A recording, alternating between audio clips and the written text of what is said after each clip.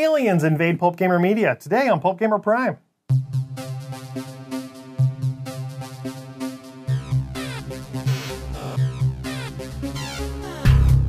Hello and welcome to Pulp Gamer Prime. I'm Don Dem. And I'm Scott Forster. Today on the show, we've got the latest installment in our series on tips for game designers from game designers. But first, we welcome the newest series to the Pulp Gamer Media Network, Zhon the Alien Interviews. This guy, claiming to be an extraterrestrial alien, turns himself into the federal government for interrogation. This can't end well. Here to answer some questions about it is Rob and Eric from Rob Eric Media, Robert Linden, and Eric Schumacher. Welcome to the show. Hey, Don. Thanks so much for having us here. Zhon the Alien Interviews. He turns himself in to be interrogated regularly by the federal government, specifically, I guess, by a talk show host, yes? Insists that he will only talk to a world-famous talk show host, kind of like an Oprah Winfrey type, by the name of Amanda Bella, who's a beautiful, brilliant talk show host, and who your father in the series has a crush on, it would seem. Yes, that's true too. Well, doesn't everybody though? I mean, she's all over the place all the time. She's a huge celebrity, and she's gorgeous. So, Zhon the Alien Interviews. Knowing you for a while now, you've got tons of stories to tell, both of you, and a lot of ideas.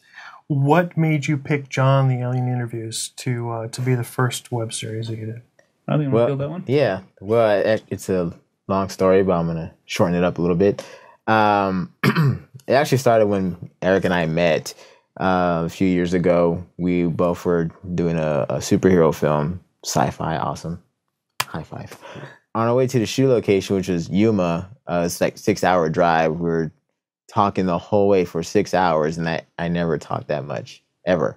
And so we get there, we do what we had to do. And on the way back, it's another 6 hours. We started talking about what kind of movies we want to do, and got together and we just ran out a bunch of concepts. And one day I was like, Eric, why don't we do something like this? And every time I say that, it's like something, well, as he puts it, magical pops out, I guess. So I was like, Eric, let's do something like this. And then that little moment turned into Zhon the Alien Interviews. This one, of course, is a comedy as much as it is science fiction or anything else. Yeah, it's a comedy dramedy, you want to call it? Yeah, / drama, but it's funny. It's funny. You're prepared to laugh. It's got a lot of really great goofy humor and a lot of good tongue-in-cheek stuff. But it's still a story. There's most of the series has a lot of really goofy, fun comedy in it. But this is a show about characters, and sometimes characters, even funny characters, have drama too. And so there's a little bit of an edge to our comedy, and there's a few episodes where we really get you some nice dramatic moments. So also in a lot of your stuff, there tends to be a fight scene in everything you do. Rob, what's up with that? I don't know. Well, because I'm a fight choreographer for movies, and so everything I do, I want to somehow put a fight in there. I don't know, it's just my nature, I guess. And you're doing something else, I guess, with fighting and zombies right now too. Yeah, the film I'm doing, we're going to shoot in November, is called Breed Z.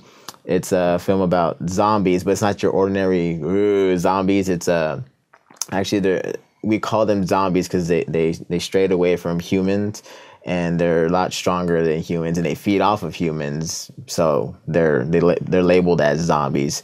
So it's a martial arts horror film. There's gonna be a lot of horror, gory stuff in there if you like that, And but yeah, I'm doing the fight choreography for it as well as being the star in it. Also, my best friend Tamara Mack is the lead co-star in there. She's the bad guy, so I got to kick her butt in the film. And it's going to be awesome. So speaking of bad guys, would you call your agent, would you call him a villain? Oh, no, not at all. Actually, David Killjoy is actually a really good guy. He's just very dedicated to his job, and he doesn't have a lot else going on in his life.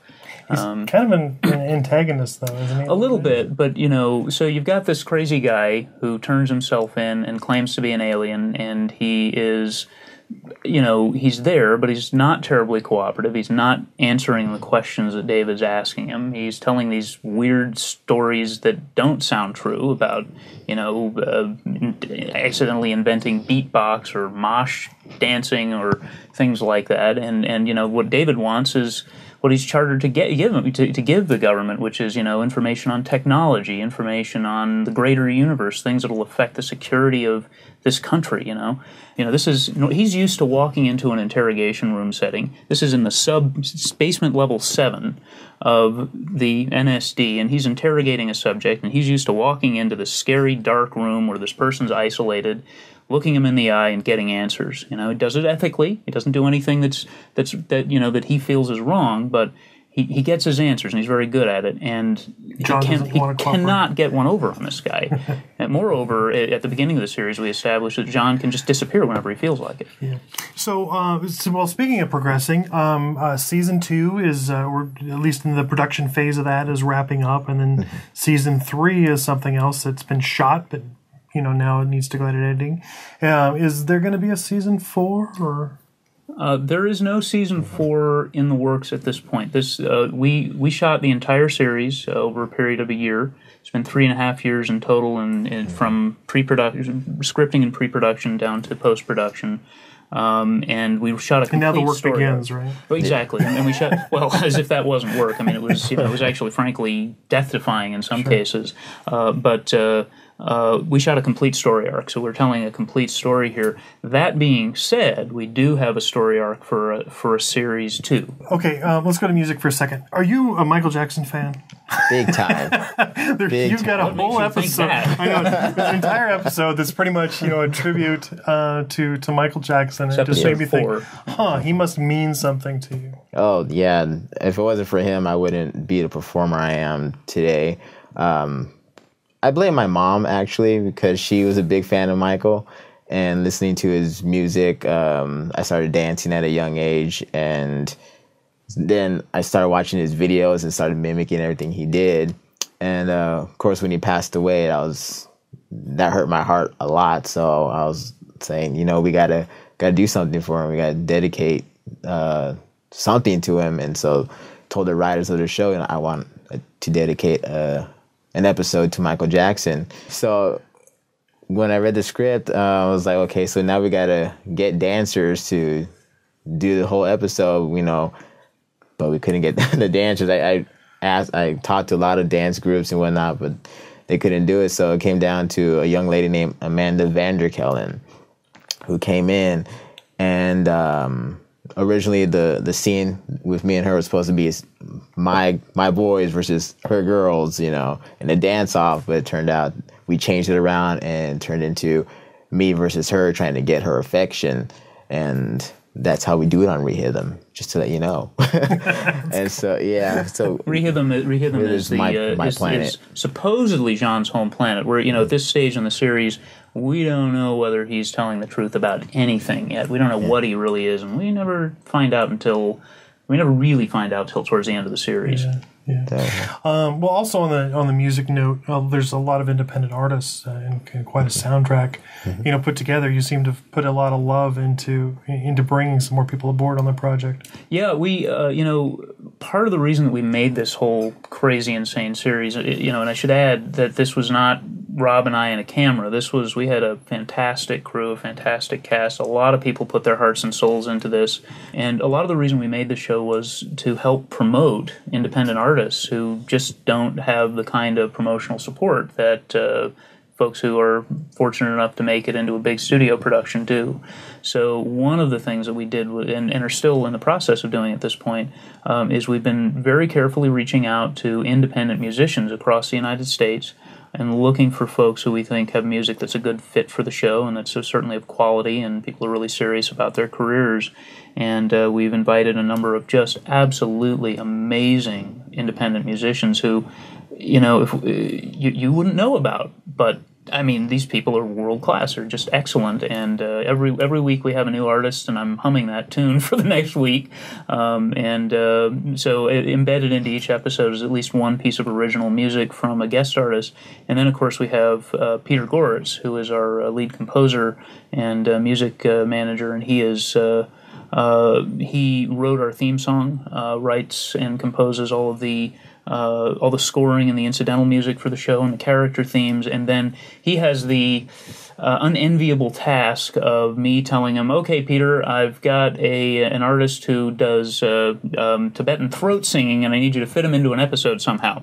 And he goes, I'll figure it out. And we don't have a throat singer yet, by the way. Peter is actually composing The Adventures of Silver and Brass as well, which we hope is going to be up on the network very soon. I know something about that show. Yeah, as soon as Peter gets done with that. And speaking of villains, there you are. That was insane. You know, it's funny. You have a lot of irons in the fire, and you're busy working on a number of different projects. And then I called you up and said, hey, how about taking a Saturday to do this one more thing?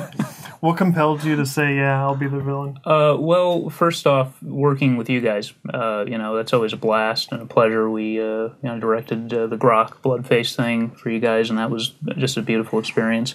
I'm a big fan of the Pulp Gamer Network in general, so anytime I can get embedded into what you guys are doing, that makes me happy. The other thing about it was that I have been spending so much time doing a lot of the administrative end of producing over the past God knows how long that my passion is acting, and I'm trained. I've been training as an actor since as long as I can remember, and I don't get an awful lot of time to do it. I have to turn stuff down a lot. It was an opportunity for me to flex my acting muscles just a little bit, and frankly, the idea of playing like a 1920 era villain in a spoof on a silent movie and getting to wear a black top hat and a handlebar mustache and everything was kind of a gas. So, Hopefully we'll get a chance to do it again. That was pretty fun. Yeah. All right. Anything else to plug before we go? Well, I just want to say, if I may, that we're really grateful to be a part of the Pulp Gamer Media Network. It's a blast to know you guys. It's a blast to work with you guys. And we know that you're reaching you guys who are watching this very show. This is we're reaching a fan base who are basically, you are our people. You are our people. You are the kinds of fans we are, and so it's great to be associated with such a very positive organization. I know you guys are a lot about community, a lot about really bringing quality entertainment to people like you and like me and like Rob, and have the same kinds of mindsets and enjoy the same kinds of things, and so we're just all excited about being with you guys in this grand adventure, and you bringing us on board and vice versa. Well, thank you very much for coming on the show. Be sure to check out lightsoutfight.com to find out a little bit more information about Rob's fighting choreography. Also, pickarizona.com is another great resource to look at what Eric and is going to be involved with, as well as some of the things that I'm going to be helping out with there as well. Also, whoisjohn.com. You can go there to get some more information about the series. And, of course, you can always watch it at pulpgamer.com and get all those links will also be right there. Awesome. Well, if you've been a long-time follower of the show, you know that we've got an ongoing series where we talk to game designers, find out tips on how to make games. We've got the latest in that series, tips on what not to do when designing a game. The most important thing a game designer should not do is expect to get rich working in this industry. Game designers, when they get into the industry, take a vow of poverty, and every company helps them keep it. Don't copy somebody. I think the worst sales pitch that the sales force on behalf of the designer can say is that, oh, this game is very much like. And the reason why that's important is because the consumer and the retailer, they don't really want knockoffs. When they're looking for something new, they want something unique, something that's going to capture their attention. And if, say, they already own the game that you have just mentioned to them, then you've given them a reason to not buy your game. The number one thing that a game designer should not do is interrupt a manufacturer in the middle of a trade show floor when he's talking to a customer. I cannot tell you how many times that has happened, and it's a really bad thing and puts you on such a bad footing with that particular manufacturer that he might never want to even talk to you again. Game designers should not do interviews with Pulp Gamer. Some excellent advice. You can always count on our friends in the game industry to be able to. Indeed. Always good to talk to those guys. It is. Of course, we also want to thank Robert Linden and Eric Schumacher one more time for coming on the network. We really appreciate having them here and allowing us to probe that little alien. Sounds like what I did. With the questions. So yeah, it's great to have the first in what is going to be a transition of the Pulp Gamer Media website. Nice. As we see some of those podcasts have moved to podcast.pulpgamer.com. And now the video stuff is what we're really highlighting on the front of the page, starting with Zhon. So welcome, Zhon. Awesome. Looking forward to it. Yep. Thanks a lot. Yeah. Bye.